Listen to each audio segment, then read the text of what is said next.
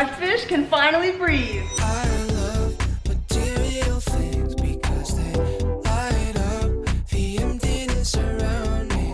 Nothing can hurt as bad as human beings, and so I'm best friends with these. My time. What's going on, guys? Welcome back to the channel. Today we're going to be giving my tank the oxygen it deserves and increasing, hopefully, the surface agitation in my tank. I've seen this comment pop up again and again on different videos that I have about how I have this film on the top of my surface, and I saw them and then I started to do some more research on it. And remember, guys, I am learning as I go here, so I didn't know too much about surface agitation. I didn't know how beneficial it was to the tanks as a whole. And yeah, I probably could use a lot more of it. So I'm gonna try my best to accomplish that goal today. I'm not adding any extra pumps or anything like that just yet. So we're gonna see what we can do by repositioning the current pumps that I have in the tank. To give you guys a better understanding of what the surface agitation is, again, remember, I am learning as well, but from my understanding, you see that film over here. This is what you don't want in your tank.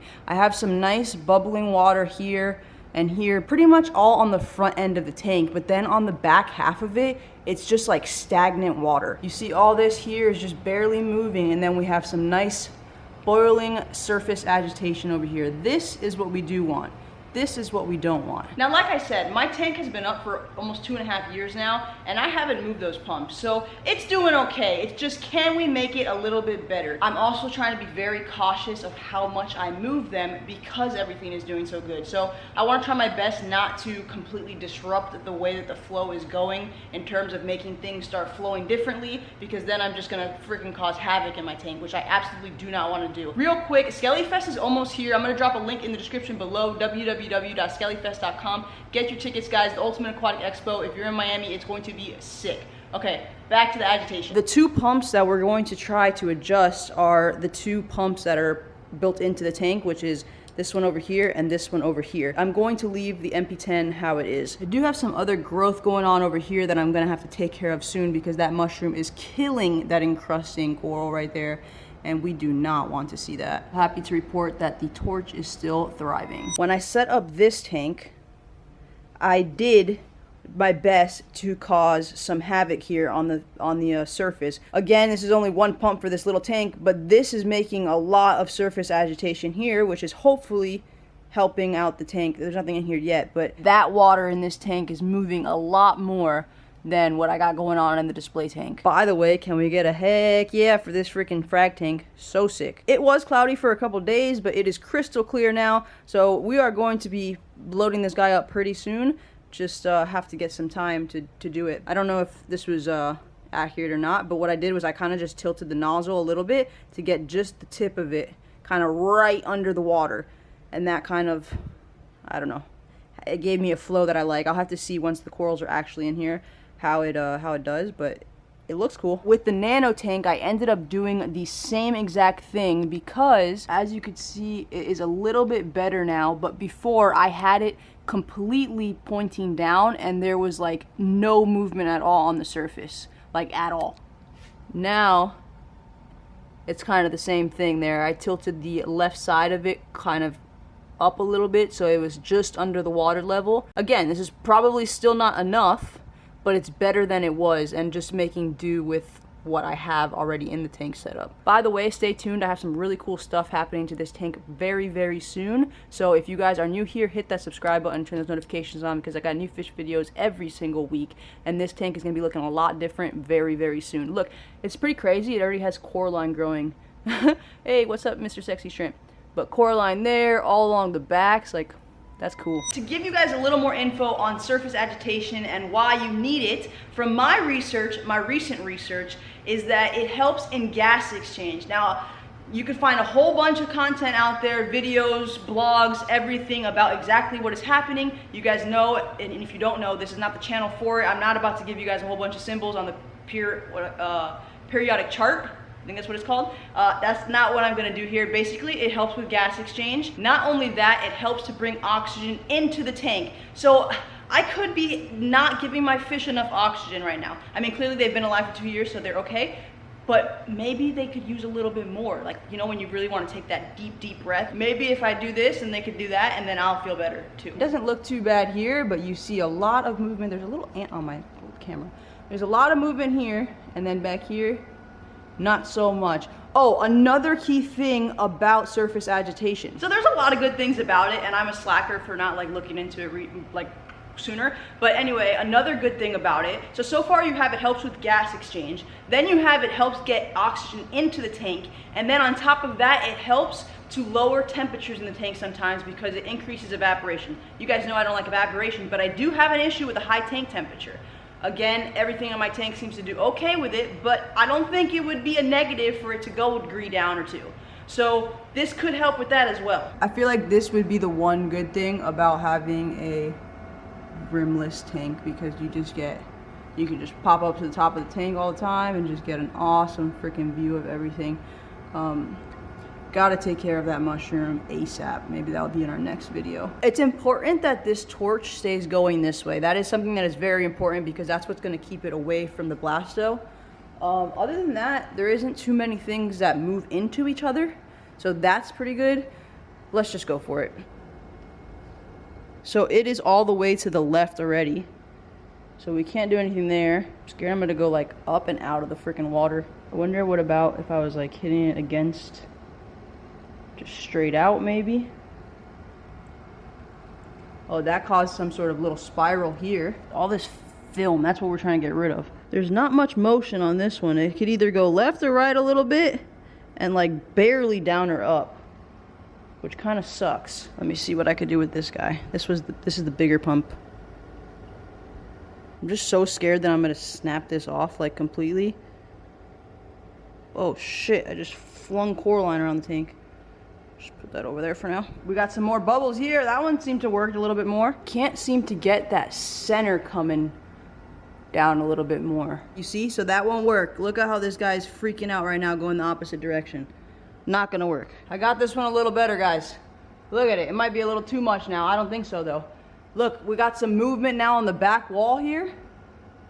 I gotta fix it a little though because the torch is still kind of going up. We want it to go that way. It's also retracted, so it's kind of hard to see, but we are definitely getting more movement here a little bit, and I had to mess with this pump a lot. The problem was the coraline was so thick that it was really hard for it to move, so I had to kind of force it a little bit, but I think that's pretty much all I can get it to go. That's pretty good. I need to get that happening over here, and then we'll be good. It looks like the Monty might be blocking it there, so I'm gonna have to break that off a little bit. But yeah, look at that. Look at that surface agitation, baby. That's what I'm talking about, those bubbles right there. Break it loose, force it. Oh! Is that what we just did right there? Did we just freaking fix our surface? Oh man, my fish are gonna be happy. We got this guy going back to the left. There's a lot more movement around there right now. Look at the center, the movement in the center now compared to what it was before. I was able to get it a little bit more. I mean, I can't get them any higher. I'm almost scared that they're gonna break off of the wall, but that I feel like is a bit better than we were at, you know? Is it perfect? No. But is it better? I think so. I mean, you guys let me know. Did I make a difference, or am I just like seeing things? I feel like that looks a little better. And the other question, is this too much? I don't know if that's a thing. Like, I doubt it, but is that too much? Too much rumbling right there? Like, should I bring it down just a touch? Or are we good? The fish are freaking out because they don't know what to do with all the oxygen that's going into their system right now. Like, they're like, whoa, I could breathe. You know, the corals are hopefully gonna be a little happier. Before, I think this was just a little bit closer to the tip only, and now I was kind of able, by like kind of breaking, I had to break the Monty, bringing it up a little bit more. It's kind of almost middle of tank-ish, and a little bit more turbulent, I guess the word would be. We do still have like little pieces of stagnant, but this also could be that it's just, I don't know, it's been there for a while. It hasn't maybe circulated through to the back chambers yet, so maybe this will continuously get better with time as it clears through and the film will go away. I'm not sure. I wanted to quickly add that a day later, it definitely helped the surface not have that film anymore. There's still a little bit of spots, but it cleared up a lot. Like you could see a little bit right there. And on this side, look how clean that surface looks. Watch this guy turn on. Ready? Boom! Look at that. Ready for this one? Here we go. Boom! Look at that. Oh yeah, baby. Now we're talking. That looks sweet. I do want to keep an eye on the tank over the next couple days, make sure nothing starts going haywire. It's a little bit of a flow adjustment. I tried to keep them, like I said, pretty much in the same exact spot, just inclined a little bit and maybe like pivoted just a hair, but you never know. That little change could be something major to a piece of coral. I already knew that Duncan was for some reason closed up for the last like day or so. I think something pissed it off, but other than that, the tank is doing okay, so those will kind of be my indicators to watch. I wanted to sit at this angle so you guys could see the surface water moving while I talk. It's not moving that much, but anyway, oh, hi.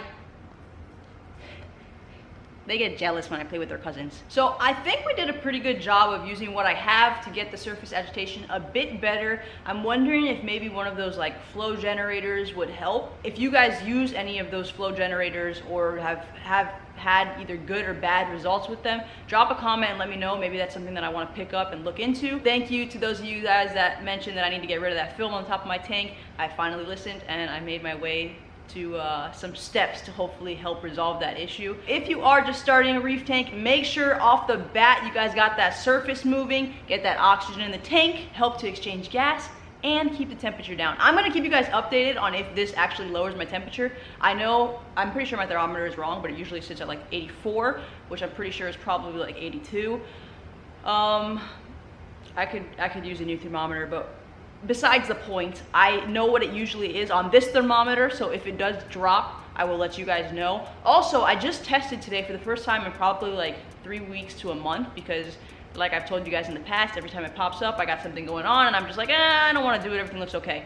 And boy, am I on par, okay? My calcium was like 430, which is good because I like to keep it between 4 and 450, so we were good there. And my alk was 8.6, which is also good because I feel like anywhere between 8 and 9 is key. Some other testing stuff coming up in the future, so hit that subscribe button and turn the notifications on if you guys are new here. Skelly Fest, September 24th in Miami, Florida. I hope to see you guys out there. I will have a link in the description so you guys can pick up your tickets. Hope you guys enjoyed the video. Thanks so much for watching, and I'll see you in the next one. Later.